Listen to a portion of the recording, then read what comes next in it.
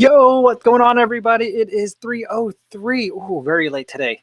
3:03 in Chicago, Illinois. Sorry about being late, but it's time for another live stream. Today is Thursday, February 4th, 2021. And because it is Thursday, it is happy hour. Today, I always say, come with your recovery beverage of choice. And I usually mean that as a euphemism for beer. But today, I actually mean a recovery beverage. So we're going to try something new, something I've never tried before. Nuun Recover. And this is new for me in two ways. One, it's the first time I've tried Nuun that's not in a tablet. The first time I've tried any of their recovery beverages. Come to think of it, I'm not sure any of their recovery beverages come in non-tablet or in tablet form. I'm not sure, but we're going to try it today. And today's a great day for it because I happen to be just very thirsty at the moment, so I just can't wait to tear into that. But first, before I do that, let's say hi to everyone listening on the podcast version, just the audio version of this conversation here with you guys. Hopefully you guys are having a good run, those of you listening in. And everyone watching this on YouTube after the fact, welcome. So glad to have you here as well. You can always feel free to participate in the chat, in the comments, not in the chat because it's not live for you guys, but in the comments down below, and I'll try to respond to you guys down there as well. Let's see who we got here. We got Ben Y says 3 whole minutes late. I mean, that's, I try to be here on time, but, like this new system now where when we're back in Chicago where I have to take everything down and then reset everything back up every day, still always takes me like 2 to 3 minutes longer than I think it's always going to take. So that's what's been going on. Stevie76 is here, chairman of the Happy Hour Subcommittee. Welcome, Andre Young from San Diego. Awesome. And everyone who's new here, welcome. So glad to have you. Let me know where you're listening in from if you're comfortable sharing that. Otherwise, if you just want to hang out and just take it all in, totally cool as well. If anyone has a running question, feel free to drop it into the comments or the chat. I'd love to try to answer them there, but sometimes I might miss them depending on like the pace of the chat. So I'm not ignoring it, but just feel free to type it in a second time. Sorry, maybe you could just copy paste, and I'll try to make sure I get an answer for you guys. All right, Teddyman Tactical wants to know about this Nuun Recover. What are the ingredients on the label? Yeah, so this is something when I actually looked at the label, I was pretty surprised about what's in here because I just thought it'd be like more Nuun. Maybe a different composition of like electrolytes versus sugar, because I mean, that's kind of like when I think of Nuun, I think of like electrolytes, but what it has is only 5 grams of carbs, which is more than regular Nuun. Most of the Nuun that I drink tends to have only like a gram of carb in it because I don't drink their like sport drink. I drink their like hydration, usually drink mixes.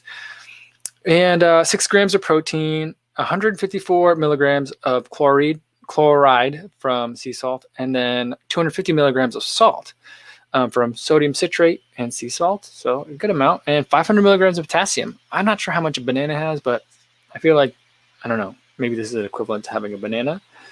But the thing that really caught my eye about this and why I decided to pick it up is now, I started talking about I'm on a 8K training plan, so getting ready for the Shamrock Shuffle virtual event coming up in a handful of weeks. We're doing a lot of speed workout. I wanted to try to make sure I supplement that with some, proper fueling. And I thought this would be a good way to do that because it has 5 grams per serving of BCAAs, branch chain amino acids. The way that, so basically 3 grams of L-leucine, 1 gram of L-isoleucine, and 1 gram of L-valine. And then there's 1 gram also of L-glutamine. So the way that Nuun describes it is, it says that it is a 3:1:1 BCAA, branch chain amino acid, blend that delivers the muscle recovery benefits of 30 grams of protein. So, yeah. I mean, and it has the normal kind of asterisk. These statements have not been evaluated by the FDA. Product not intended to diagnose, treat, cure, or prevent any disease. So it's got that kind of warning on it. But yeah, so it's supposed to, according to this, say accelerate recovery, exercise recovery, so that your body can replenish and optimize the time between cool down, your next nourishing meal. You'll be backing up and moving in no time. So that's what this is. All right, let's see. Scroll down a little bit, see how everybody's doing. Luke Ang says, recovery supplements tend to be pricey. I don't remember what this cost. I just bought it on Amazon. I saw it and I just clicked buy, put it in the cart. So I actually don't know how much it costs. I'll have to check for that down below. Let's open up the container. Inside, it's just you know, powdery stuff. So I'm having a hard time focusing on that. There we go. Powdery. Let's get the scoop out of here. I think it's 1 scoop for 16 ounces, and 1 scoop to 16 mils of water. Not mils, ounces of water. So we'll do that. It smells kind of funny. It's a lemonade flavor, but it doesn't kind of smell citrusy, but it smells like, I don't know, almost like creamy, milky in a way, like almost like a yogurt smell to it. All right, so we got that in here. I got my glass jar. This holds, I think, about 16 ounces. So I think it holds about 2 cups. I thought I'd do this glass so that way it's clear and you guys can see it. You know, I do like the convenience of normal Nuun where you just drop the tablet. It's plop, plop, fizz, fizz kind of thing. I don't like to have to stir stuff. I guess I could put it normally like in a squeeze bottle. But cheers, everybody. We made it to Thursday.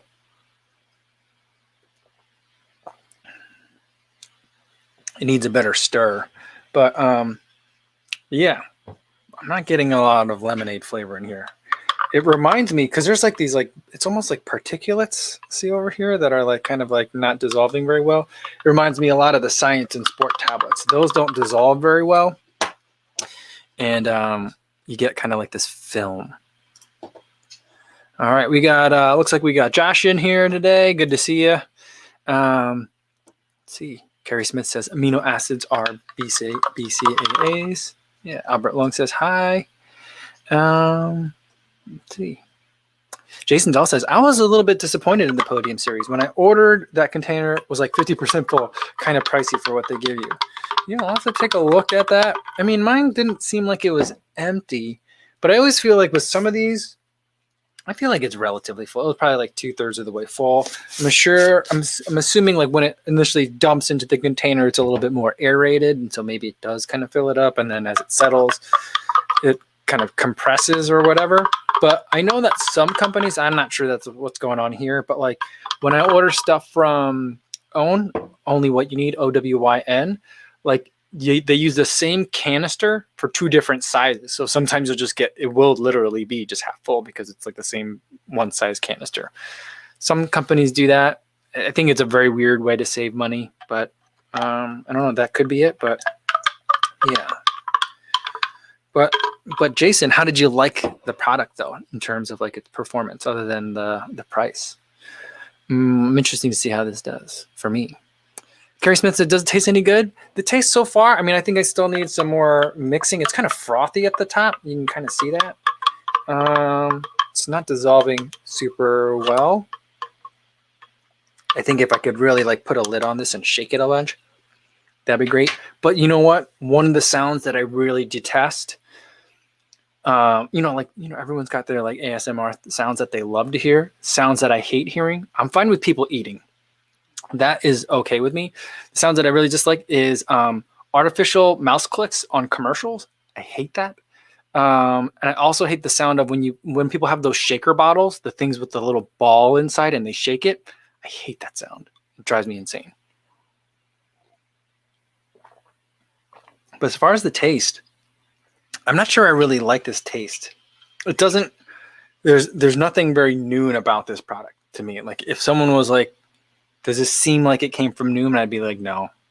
Because it's like the texture of it, it's like got that like, it's almost like foamy a little bit.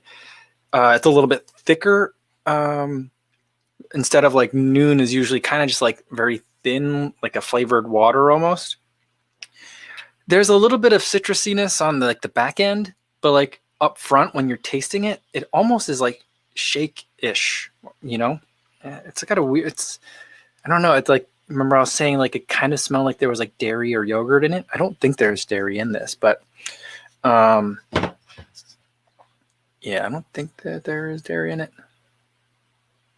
Cane sugar, natural flavors, dextrose, citrus acid, malic acid, and stevia leaf extract.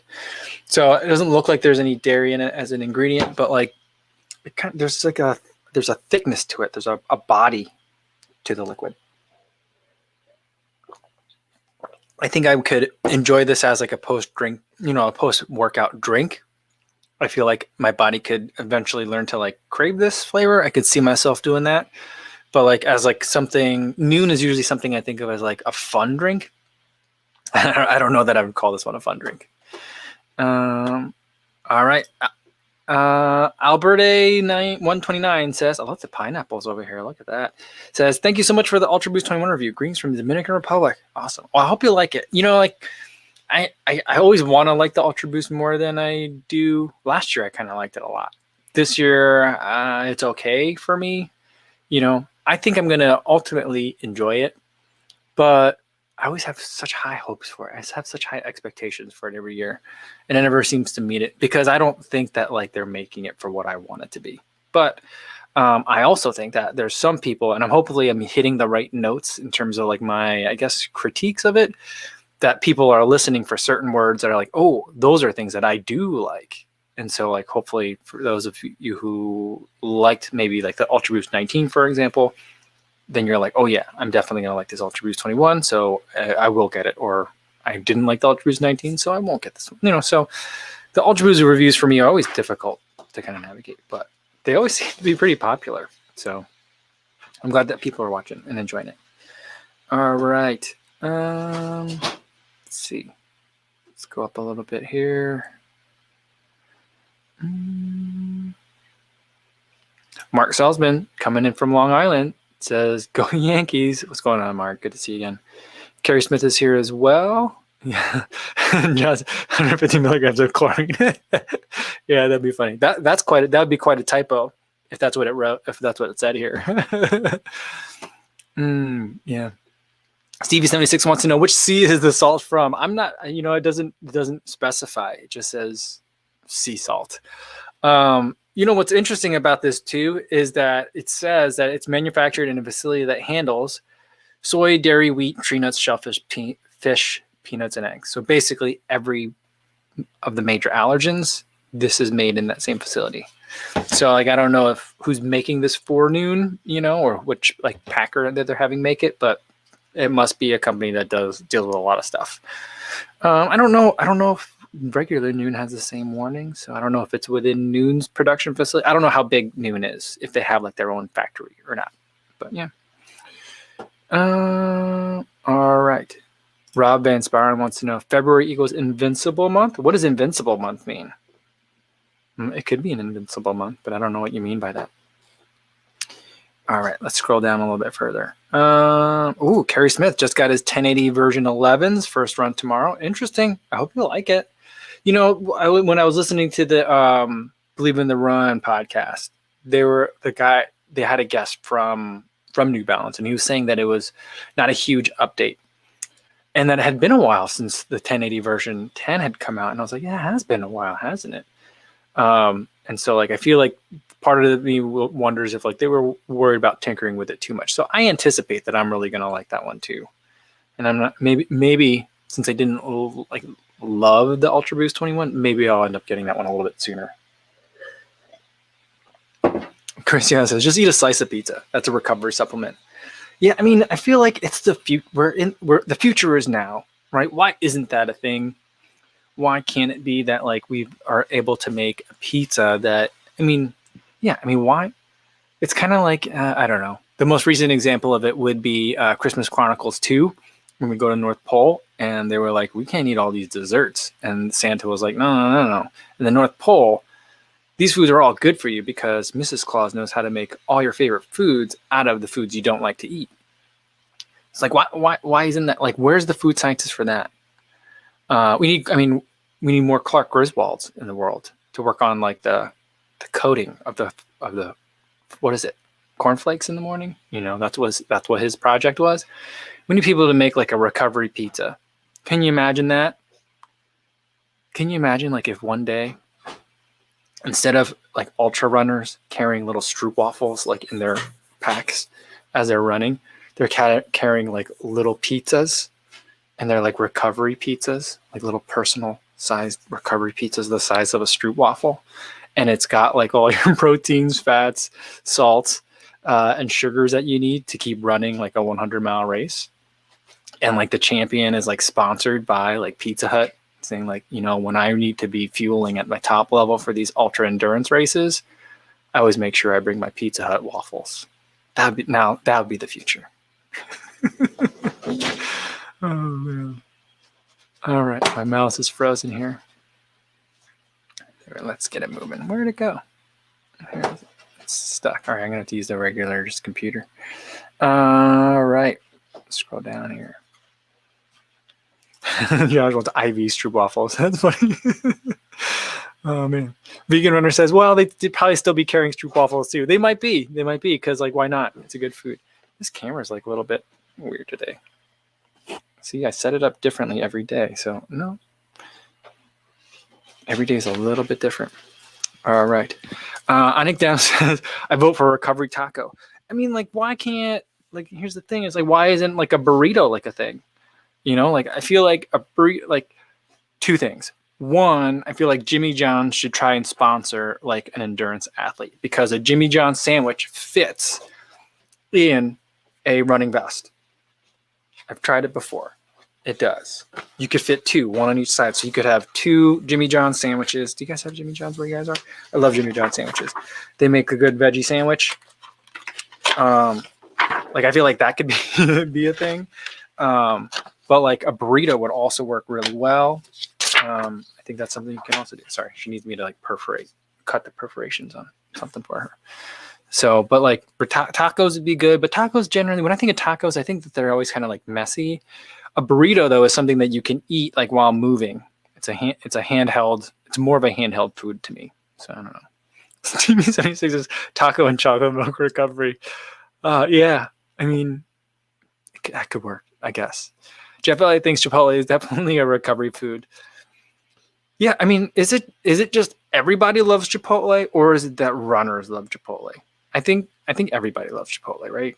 Is that what it is? I mean, I've been seeing it a lot. Maybe it's just because of like the times that we live in right now, and like Chipotle is the only place we can go like out to eat, but quote unquote. But I see a lot of Chipotle on YouTube right now, and I watch a lot of you running YouTube. But you know, when I'm thinking back to the last time I was in Chipotle, which was like a year ago at this point. A lot of the people there's always a Chipotle by a gym in Chicago. And a lot of people there, you know, you get a lot of like no rice, double meat kind of orders. And so like a lot of people into fitness are enjoying Chipotle. I'm still a big fan. You know, I know they had their roller coaster with all like what was it? Salmonella, E. coli, something like that. They had that big scare. Remember, they just had no handle on it for a really long time.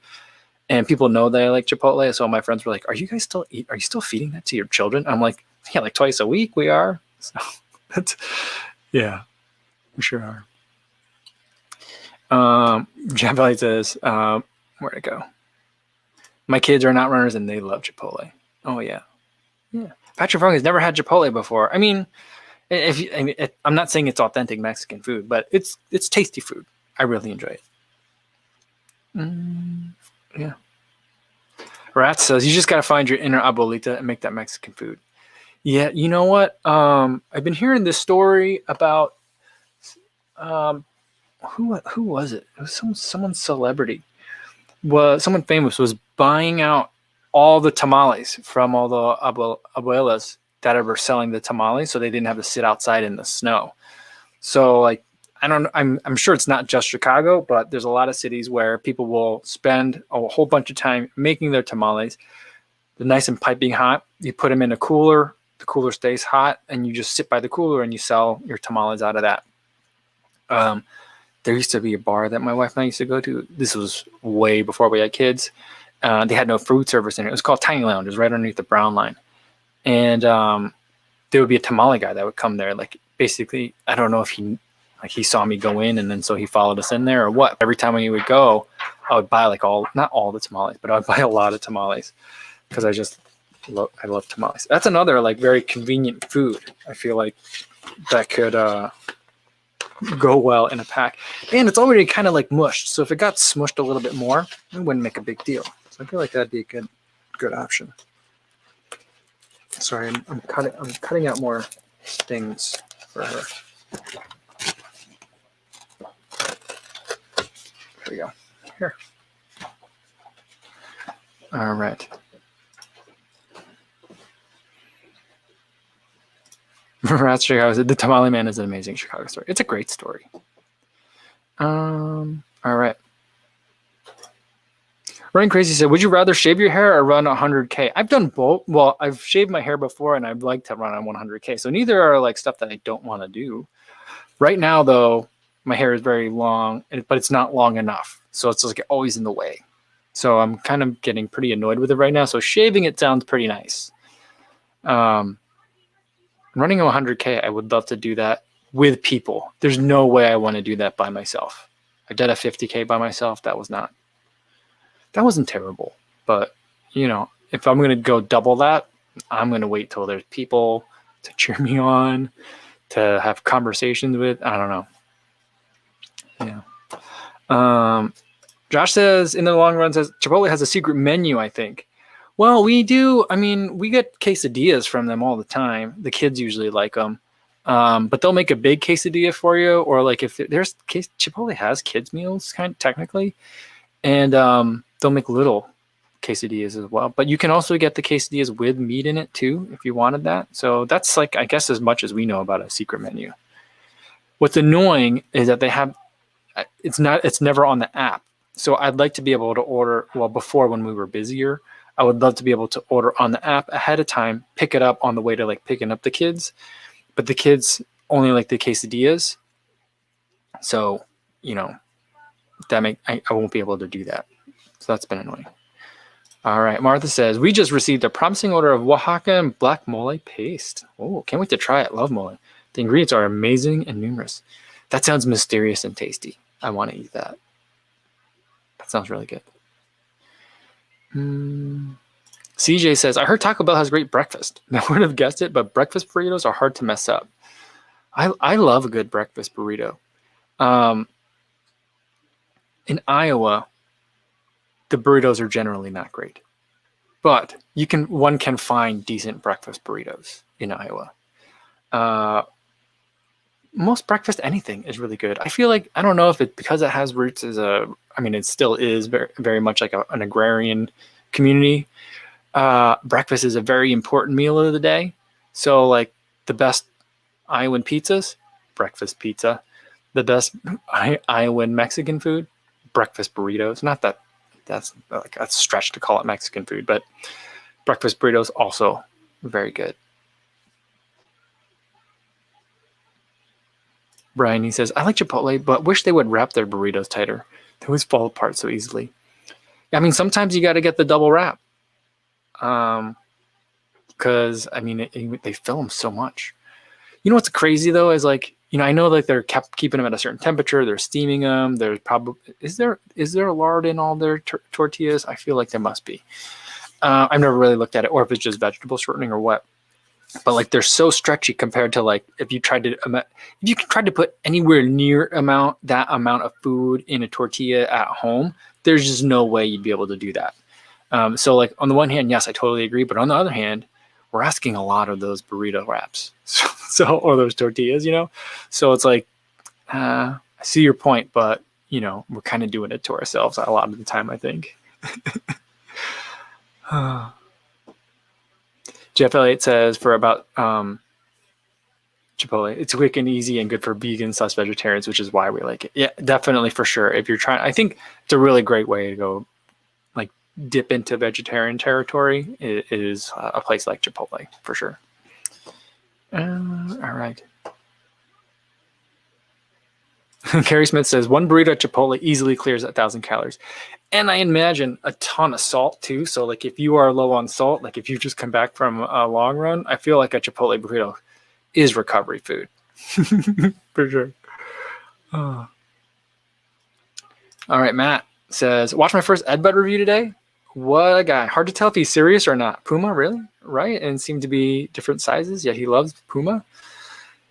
I mean, well, I think a lot of that is like the British side. Like sometimes I'm like, am I missing the joke here sometimes? Or is this British humor?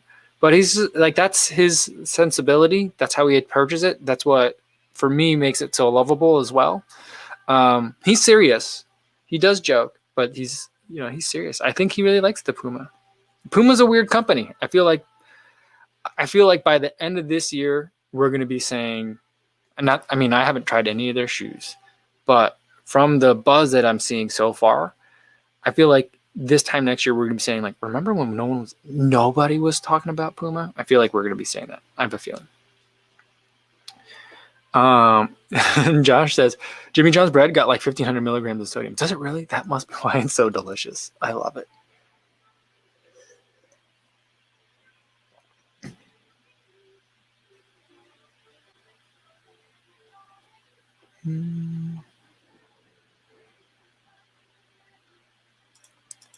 Josh says his first flat in high school was the Puma Cell. I think that, like, for me running in high school, I had all like Asics shoes because they were pretty cheap, except for my spikes. My spikes were always Nike spikes. I at one point had a cross country flat. You could put in studs or like not spikes or spikes in them. So it was pretty versatile, and I bought them because of that versatility, but they were a size 11. So like way gigantic. I had to really tie those things down. And it was one of those things. Maybe that's why I hate that so much. Whenever like the two sides of the shoe over the tongue, when they start to come in close to each other, I really hate that. Hoka, that happens a lot with Hoka shoes. It's been less lately, but it used to happen like with all their shoes for me. But like that shoe, like the two sides of the shoe were like touching because I was trying to like get it locked down so tight. Caleb Effort says, are there more collabs in the future with Ed Bud and Andy? We don't have anything on the books, but we definitely should. I mean, maybe we'll get back together for Ed and I did a collab review of the Ultra Boost 20 last year, so maybe we'll get back together, do another one for 21. So we'll see. Yeah, and it says, I like that Ed Bud seems to really enjoy making his videos. He has quite a unique style. Yes, there's no one like Ed. That's for sure. Dalton Scale says, are there any good Puma running shoes that have been recently released? I haven't tried any of them, so I'm not sure. The one that I'm looking at, I've been seeing a lot lately, is the Puma like Deviate Nitro. It looks like it's a nitro foam shoe. They for a while had a Boost-like shoe. It looked exactly like Boost, but like every other like bubble of it was like a colored like gray or something like that. It was kind of unusual. And now I don't know if they're still using that compound or if they switched over to like a nitrogen-based, foam, kind of like Skechers Performance or DNA Flash with Brooks. So I'm not sure. Rats Chicago says, Molly Seidel is now an athletic consultant for our running club. I got to get in a Zoom call the other day and it was fantastic. What an amazing athlete. She makes it hard to ignore Puma. Yeah, on the one hand, like I saw like when she announced that like she signed with Puma, I was like, that must have been a lot of money. Or I'm like, well, she's kind of had a little bit of a comeback. She like strikes it big, so you got to take your shot and you get that big contract when you can, kind of thing. So I'm like, good for her, go out and get it. But then on the other hand, I'm like, but she's been a pretty impressive runner for a long time. Like I can't imagine like just being like, yeah, the shoes aren't that great, but the money's good. Like I can't. So like that makes me feel like someone at her level isn't just going to be like, you can't go from running in like triumphs and endorphin pros and loving those to like, I'll run in something mediocre. So that's why I'm thinking like these are got to be good. So we'll see. CJ says, please review Puma shoes while in Iowa and fit in the line. I almost Puma pants. Oh, that's funny. That's very funny. Jason Dahl says, I only found one good burrito in the state of Iowa. It was at a place called the Flying Burrito on campus at Iowa State University. This was over 13 years ago, so my judgment was skeptical as best. It could be. 13 years is a lot of time, so there could have been a lot of changes. There is a Chipotle in Dubuque, I believe. Yeah. There is a Chipotle in Dubuque now. It's right next to the Chick-fil-A, I think, if I remember correctly. But yeah, I think that I think that on the college campuses, that's probably your best bet for at least, I'm not going to say like authentic Tex-Mex burrito or like Cali-Mex burritos, but at least like a tasty burrito. I feel like those are going to be your best bets. There is a Mexican restaurant in Dyersville. We haven't eaten there before. I haven't eaten there before. We tried some of the Chinese food. Not bad. It's freeze it or fryer type of stuff. So like it's hard to mess that up, but It wasn't terrible. All right. Ratchigo says, "Gosh, can you imagine coming back from a separated pelvis?" Yeah, I don't know. I mean, like, just the resolve to be like, "Yep, I'm going to recover from this," and by the way, I'm going to make an Olympic marathon team. That's a lot of courage right there. Brian James Pond says, "What are your thoughts on Carhu shoes? I've never tried them. I'm interested in them, but like I'm also kind of like skeptical about them a little bit. I know they're like the captive brand of Fleet Feet, right? Is that where it comes from? I think so."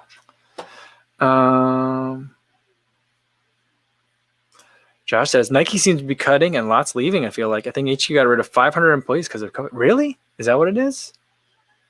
Wow. I mean,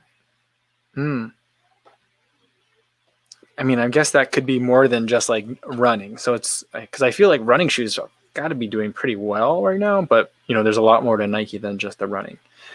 But also in Nike news, though, did you guys see that Steeple Squiggs is leaving the Bowerman Track Club?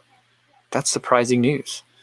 I feel like she was one of the hearts of the team, because if you ever saw like, if you saw like, let's say you're on YouTube or on your Instagram and you're like, you see the title Bowerman Track Club behind the scenes, who do you think is going to be in that video, or who do you think is going to be the one like carrying around that camera? It was her, right? And like Fast Parade Friday, I don't know. I just feel like her leaving. Fast Kate Grace left a little while ago too. It's a lot. I'm not sure that those things are connected. I don't know where they're going instead. I think that my understanding is they're all still Nike athletes, but they're just not going to be training in Portland. So maybe I've got that wrong. That's my thoughts on that. But or that's my understanding on that. But it's I suppose she was there for a long time. I think Kate Grace was there for a long time too. Maybe I'm wrong on that one as well, but I'm not sure. It'll be interesting to see where they go. All right. Ooh, Rat Chicago said, "PR'd my 10K today, 56 minutes with a good amount of walking, training for the shuffle." All right. Well, oh man, you know what? You caught me off guard today. I was thinking, no one's going to have a PR today, so I don't need the bell, but here we go. Rat Chicago, this one's for you. Where is it? There it is. Nice. Congratulations on the PR today. Good work. When did you do it? Because it's super windy out there today. Right now it's a blizzard, pretty much. I ran later in the day today. I ran at like 11:30. It still wasn't snowing yet, but the winds were insane. So I was like, well, the tailwind will be nice. And it was. So hopefully you didn't get too bad of the weather this morning. Looks like my mom's here. Hi, Mom. How are you? Hopefully you're digging out from the snow, or hopefully you don't have to do too much digging out at all. Yeah. Let's see. Brian James says, "The Carhu is a very comfortable shoe, but I'm not sure of its longevity. Didn't buy them, but they were very comfy." Yeah, I've never really seen anyone running in them, or if I have seen them, I didn't know what they were, that kind of thing. So, yeah. Chris Yao thinks or says, "Pro running in those camps seems so intense that it regularly needs to implode and start again with a different mix of peeps." Yeah, I wonder. I don't know what, I don't really know why the change was, but yeah, I suppose like with certain teams, it'd be good to mix it up and have different like pieces, players moving in and out. So I can understand that. So I don't try to like read anything into like someone's leaving. But when someone's been there for that long, then it's like, oh, well, that's kind of something else, Ormagan wants to know, what's the most amount of mileage you've ever put into a shoe? I think I put like 370 miles into the Epic React. I don't normally hold on to shoes for very long. CJ says, "Tailwinds are a myth. Headwinds are very much a real thing, though." Yeah, I feel like tailwinds and downhills are analogous. Like, if you do an out and back, the benefit of the downhill is nowhere near as rigorous as the effort of the uphill. Similarly, the benefit of the tailwind is nowhere near as powerful as the drain on you as the headwind. That's how I feel about it. Will Willing says, I installed the Strava app and uploaded my runs from the Garmin 245, and all the runs were shorter on the Strava app than on the Garmin. Is that common? I don't know if that's common to have like 100% of them shorter, but it's not. It is common for the numbers to be different slightly. And that's because there's like the GPX file, like the actual data points. Like think of it as like, minute 1, second 1, GPS location, right? Minute 2, second 1, GPS, or however frequent it is. Sorry, I moved my hands over the camera. Now I'm out of focus. So there's like that raw data. And then the apps all will take that data and do smoothing and kind of figure out like, all right, well, at one moment he's here, then he's a quarter mile away, and then he came back. Maybe we need to get rid of that data point, or it does some sort of like, smoothing of the data. And so same thing when your data uploads to another service from Garmin to Strava, it does the same thing. I get the same thing on my Polar Watch. My Polar Watch number will be different than my Stride number, which will be different than my Strava number. The reason for that is the Polar is recording one thing and doing its smoothing thing. The Stride, I think, does the same thing where it just does its own kind of like analysis of it. Or is the Stride number different? I'm not sure. I haven't actually looked at it that closely. But the Strava and the Polar can definitely vary.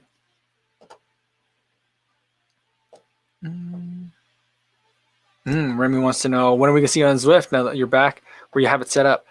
Here's the thing. We left that bike back in Iowa. So we brought it to Iowa thinking that we would use it there. But, the weather got cold there, but it never got so nasty that I was like, I can't go outside. And I did think that I was going to use it more and just like toil away in the basement, but I ended up not using it. And then like on the way back, we're like, I don't got room for that right now. So I don't have the bike available right now. So yeah. Martha says, for me, when I click the correct distance option on Strava, it gives me more mileage and better pace than Garmin. Well, that makes sense. More mileage, it would be the same amount of time and better pace. But that's always nice to see too. It's good for the confidence, right? And M. Salmasian says, elevation gain loss is also very different, I found. I haven't really noticed that. I never really looked at that closely, but I normally don't keep an eye on my elevation gain that closely. I've noticed it have been different at times, but I don't know if it's been like every time. I'm not sure why that would be either. That makes less sense because I feel like, I don't know. It makes a little bit less sense to me. I can think of a couple of reasons why it might be, but nothing that I know of for sure. But something that has been very confusing for me is, I've run with a variety of watches with barometric altimeters in them along the lakefront here in Chicago. And most of my routes out here are out and backs or pretty close to an out back. Maybe there's like a little bit of a little fish hook kind of thing or something at the end or something. But for the most part, an out and back. But my elevation profile never looks symmetric. It's just, I don't know what the deal is with that.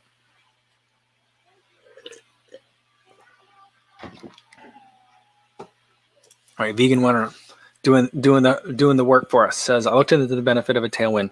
It's about 1/3 easier than running into the wind. So way more resistance from running into the wind and much benefit with not too much benefit. And it much benefit with the wind behind you. Yeah. I think that's agreeing with my general kind of like gut feeling on it, I think. Shannon says her elevations are very different in Strava versus the Garmin 235. All right.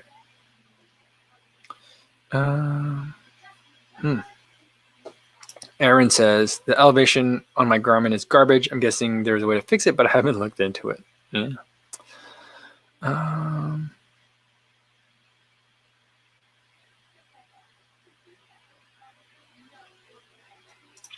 Josh says, I like training by heart rate. I don't even wait for the GPS to catch. I haven't been really waiting for my GPS to kind of log on anymore or like to connect anymore. I usually don't do that. Sometimes I'll wait, but especially in the winter, I'm not waiting around. I go by the FootPod anyway, so I have that to track my distance, and then the more and more that I think about training, and even with the more and more like stuff that you can have to track metrics, it always leads me more to the idea of we should be training by some sort of measure of intensity, whether it's heart rate or power, and time. So measure your work by time, or your rest by time, and even your easy runs by time rather than by distance. Then it gets harder. Then does it get harder? Then it's kind of like, I'm a 60-mile a week guy. To say like I'm a 9-hour a week person, is that different?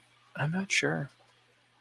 But yeah, I don't know. The more I think about it, the more I'm just like, heart rate or power, both are kind of like, we'll get you there. But the time of work and the time of rest, or not rest, but easy running seems to be like really important. I'm finding. Maybe that's something everyone else already knew, but it just seems to be for me. All right.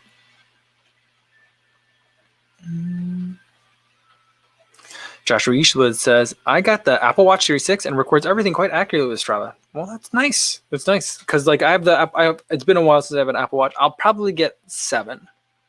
But like I've been still using the Apple Watch 4. And like that one was really bad. To the point where I sought out apps that would let me turn off or not intentionally, because I think it would borrow a lot. I relied heavily on the iPhone. And so I would look for watches that would specifically like don't use an iPhone if it's nearby, kind of thing. So there was a lot of like stuff happening that you weren't realizing that was happening that I always had to like turn off. Remy says, cyclists measure watts per kilogram. It's ultimate equalizer. Yeah. I mean, my Stride, the FootPod gives me that kind of number. But I don't know. Maybe it's because it's always in watts per kilogram, and I'm like, I don't know what that means. So I don't know. Yeah, giving us the formula for quasi-steady flight with 0 climb angle if I want to do my own headwind tailwind calculations. I don't even know what that means.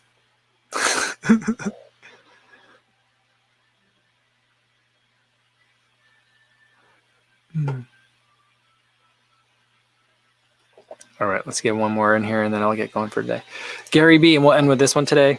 Says, think about getting a Course Pace 2. Anyone know if the Course app tracks your shoe mileage like Garmin Connect? Oh, good question. I don't know, but I don't use any of the watch apps to track my shoe mileage. I actually track it 2 ways. I track it in an Excel sheet or a Google sheet, like a spreadsheet. And I also generally track it in Strava. Strava is where I do all the shoe tracking. Just because like after a while I was like bouncing between different like watches and I was like, well, I still need to be able to track the shoe. What's the one constant? It's always Strava. So that's where I've been doing that. But from what I hear, on paper, the Coros Pace 2 looks amazing. I have experience with the Coros Apex, which spec-wise is pretty similar to the Coros Pace 2, and I did really think that was a very capable watch. So I think it's a pretty good watch. I don't know the answer on that shoe mileage question, though. But there are ways around it if it doesn't. All right. I think that's a good place to end it for today, guys. I'm almost done with my Nuun Recover. Not Recovery. It's called Nuun Recover. I'm starting to like it. It seems less like, or maybe the thickness is bothering me less, or maybe it just takes a little bit more time to absorb, right? But it's now just seems like a pretty sweet, almost syrupy drink. It's tasty. I think I could get used to this. I am going to try it for a little while longer and see how much I like it. I'll probably have it, I don't know about every day, but after workouts for sure. So I'll let you know how it goes. But so far, a little bit weird, but overall good. Tomorrow's video is going to be about a new set of earbuds at an amazing price. So we'll talk about that tomorrow. I'm actually pretty surprised. They're good earbuds, but the price is really good for what you're getting. So I'm actually pretty excited. Sometimes I'm not so excited about some of the earbud reviews. This one I'm pretty excited about. And then we'll do another live stream in the afternoon. Oh, also, I'm going to be doing, I think we're doing it on Instagram. I'm going to be talking with Believe in the Run, talking with Thomas. talk about that craft CTM ultra carbon a little bit more. So if you want to check that out, that'll be tomorrow. I believe it's 1 p.m. Central Time, but it's on the Instagram story. Thomas put a countdown on it, so that'll be the official time for that. So I'll be there, and I'll still do the live stream 3 p.m. Central Time. So hopefully between one of those things, I'll see you at some point tomorrow. In the meantime, be safe out there, everybody. Thanks.